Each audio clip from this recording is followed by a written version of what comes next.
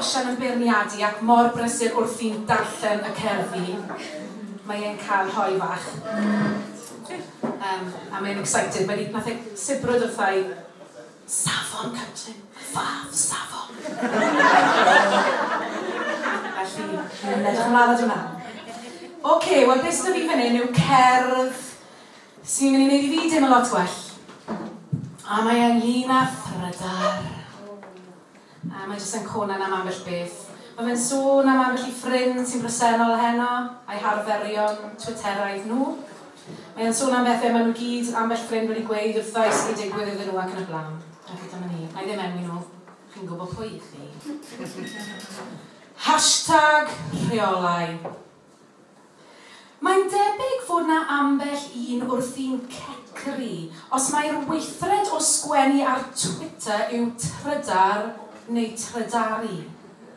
Ond cyn i'r gwybodaethon benderfynu, efallai bod gwerth cofio am tywallt a thollti. Ac wedyn, am ein bod ni wrthi, se well setlo ambell i basic arall sy'n ymwneud â chwrteisi.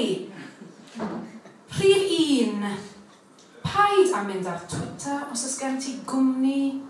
Iawn, falle bod nhw'n boring, ond tap titi. Rhif 2. Gochela rag hashtagio yn dy decsts ti.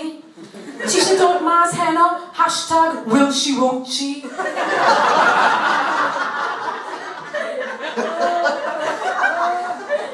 Chi sy'n chwarae chi ddim yn Rhan Michael. Rhif 3. Paid a mentro trydar wedi meddwi bod peint o brains yn gwneud ti deimlo fel odli. Rhif 4. Cofia fod na risg wrth drydar yn dy iaith di, y bydd y cynnwys yn ymddangos ar y teli. Sam ar y sgrin, siwr o fod, yn heno. Dim cegin bryn ddo. Dim cegin bryn. Fi'n meddwl bod fi'n gallu gwneud, ond ma' hwnna'n soia. Rhif 5. Paid a chwmpo i'r trap o or-feirniadu dy gyd Gymru. Clywais un yn dweud, heb gyfrif Twitter, heb fodoli.